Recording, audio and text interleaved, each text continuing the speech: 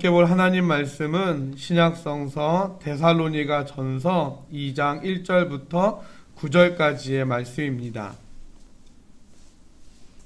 데살로니가 전서 2장 1절부터 9절까지의 말씀입니다. 말씀을 함께 보도록 하겠습니다.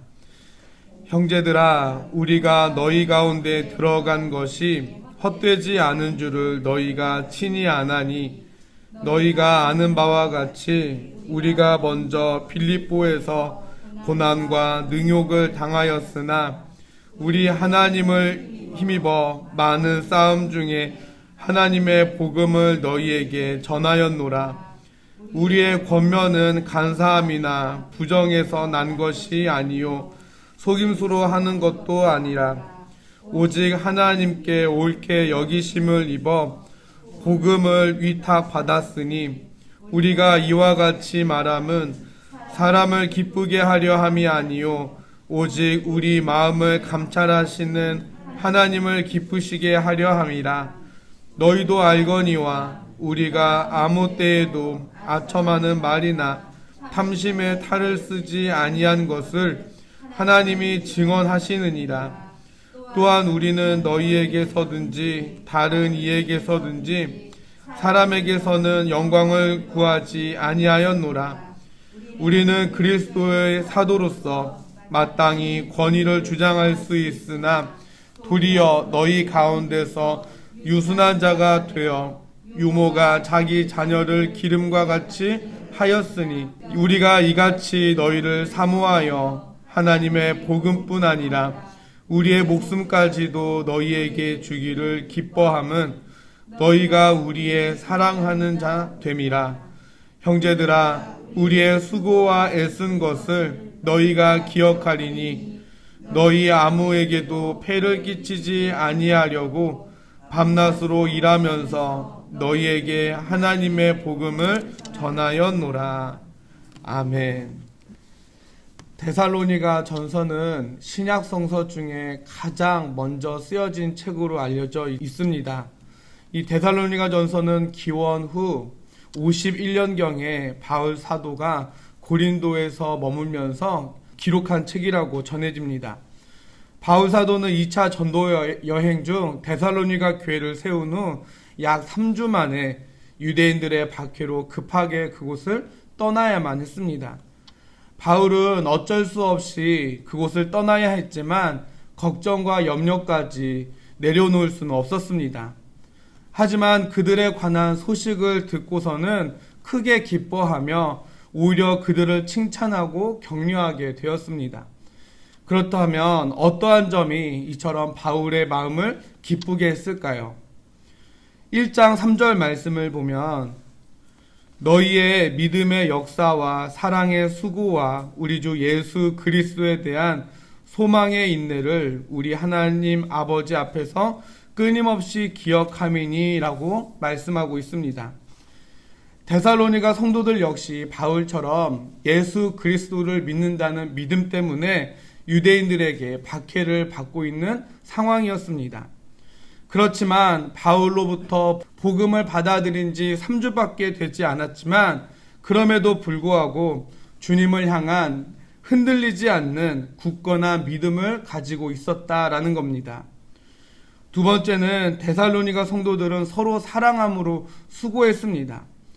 수고라고 하는 것은 자신의 힘과 노력을 들이는 행위를 말하는데, 데살로니가 성도들은 주님이 십자가에서 나타내신 사랑을 본받아 다른 사람들을 위해 헌신하고 사랑으로 사람들에게 대했다라는 겁니다.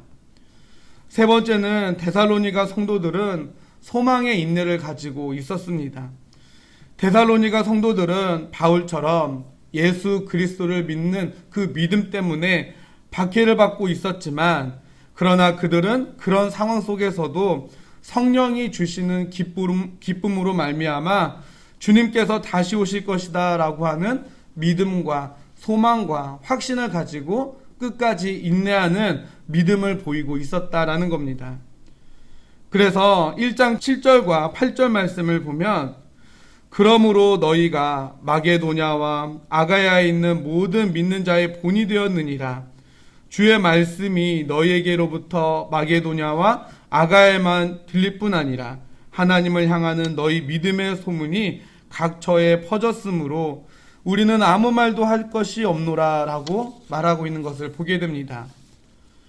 앞서 말씀드렸다시피 데살로니가 성도들이 복음을 듣고 받아들인 지 3주밖에 되지 않았지만 이러한 그들의 신앙의 모습이 주변 도시에 소문이 날 정도였다라는 겁니다. 뿐만 아니라 다른 믿는 사람들에게 본이 되었다라는 겁니다. 이것은 당시 믿음 때문에 뿔뿔이 흩어져 어렵게 신앙을 지켜나가며 믿음 생활했던 수많은 사람들에게 용기와 희망과 또한 소망을 주었을 것입니다. 오늘날 코로나로 누구 하나 빠짐없이 다들 힘들어졌다라고 말하지만 특별히 믿음을 가지고 살아내는 것이 더욱더 힘들어진 그런 상황 가운데 놓여 있습니다. 세상의 핍박과 조롱과 비웃음도 더욱 거세졌습니다. 그러나 우리들도 오늘 데살로니가 성도들처럼 비록 힘들고 어려운 상황 속에서도 내 주변에 선한 영향력을 끼치는 믿는 사람들이나 믿지 않는 사람들에게나 믿음의 본을 보일 수 있는 그런 성도 여러분들이 될 수 있기를 바랍니다. 또한 앞으로 데살로니가서 말씀을 함께 살펴보면서 저와 여러분들이 그렇게 살기로 다짐할 수 있는 시간이 되었으면 참 좋겠습니다. 오늘 본문 말씀을 보면 사도 바울은 자신의 사역을 돌아보면서 자신의 그 모든 삶이 헛되지 않았다라고 말하고 있는 것을 보게 됩니다. 많은 사람들이 인생은 헛되다라고 말합니다. 심지어 우리는 코로나로 인하여 지금까지 정말 공들여 쌓아놓았던 성공을 위한 성이 한순간에 무너지는 것을 보면서 더욱 허무함과 또한 공허를 경험하곤 하는데 바울은 오늘 1절 말씀처럼 자신의 삶은 그렇지 않았다라고 말하고 있는 겁니다. 그렇다면 바울은 어떻게 헛되지 않은 삶을 살 수 있었을까요? 오늘 2절 말씀을 보니까 사도 바울은 빌립보에서 고난을 당했다라고 말합니다. 이 말씀의 배경은 사도행전 16장에서 더욱 자세히 설명해 주고 있는데요. 사도 바울이 빌립보에서 귀신 들린 여종을 고쳐준 일이 있었는데 그 주인이 오히려 바울을 고소해서 매를 맞고 감옥에 갇히게 되는 그러한 상황에 놓인 적이 있었습니다. 이 일이 있은 후 바울은 바로 데살로니가로 와서 복음을 전했습니다. 그러나 이곳에서도 핍박을 받아 목숨을 부지하기 위해서 야밤 도주를 해야 할 정도로 큰 핍박을 받았습니다.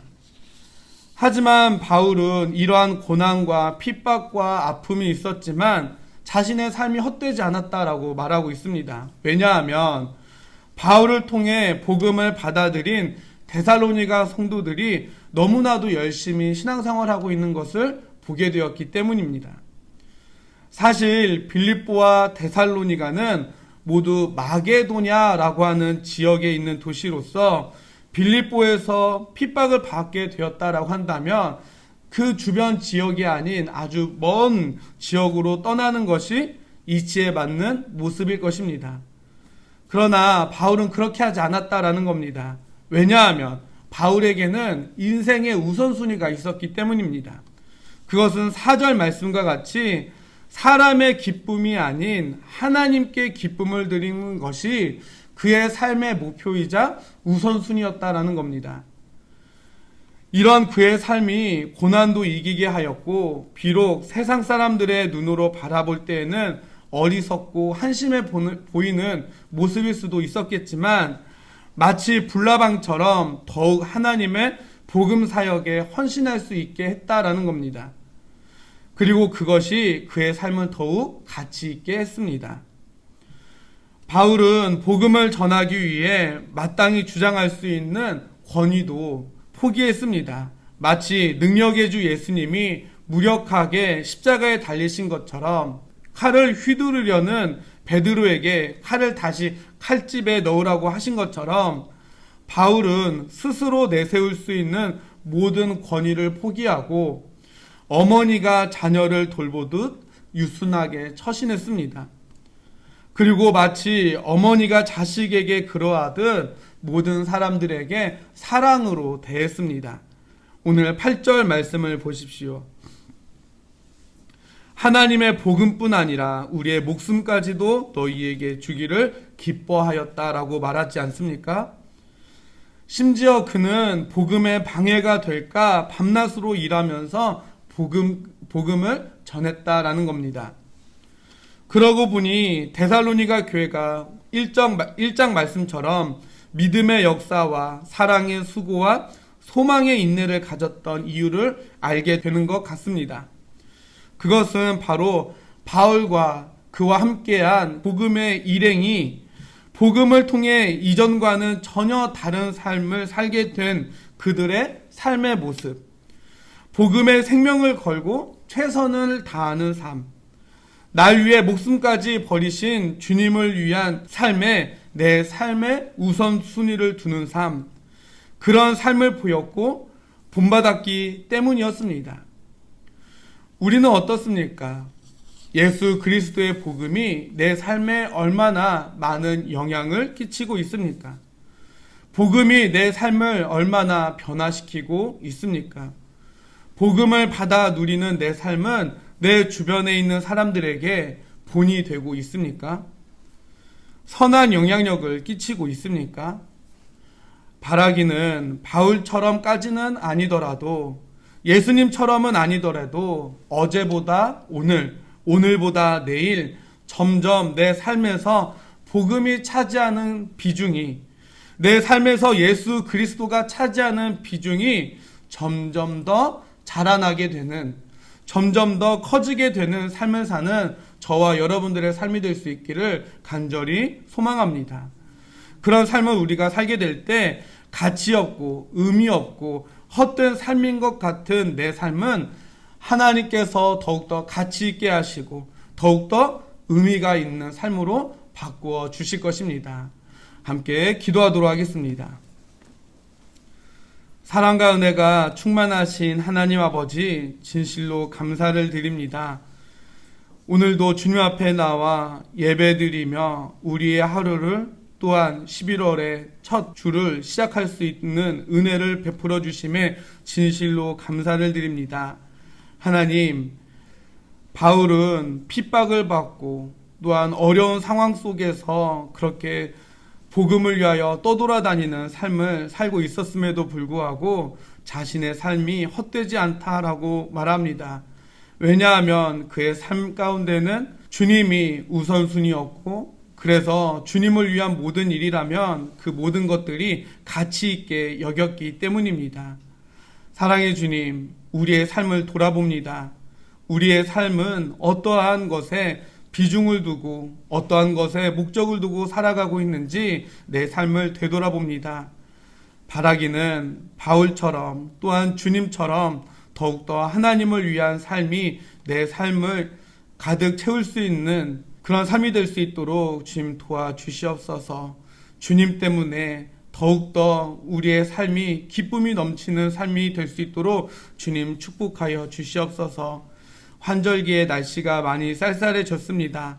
어르신들을 비롯한 성도들의 건강을 지켜 주시옵소서. 그리고 주님이 주시는 그 건강함으로 주님께서 저희들에게 맡겨주신 사명을 온전히 감당하는 저희들 다 될 수 있도록 주님 축복하여 주시옵소서. 오늘 세상으로 나아갑니다. 오늘도 많은 사람들에게 믿는 자로서 본이 되는 삶을 살 수 있도록 주님 도와주시옵소서.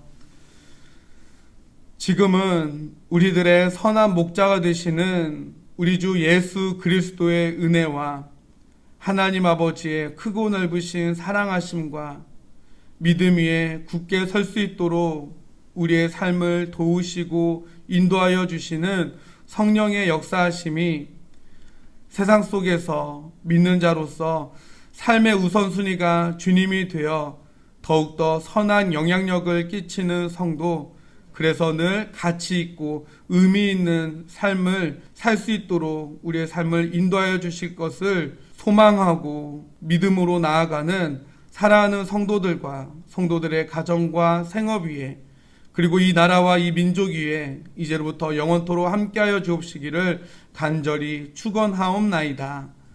아멘.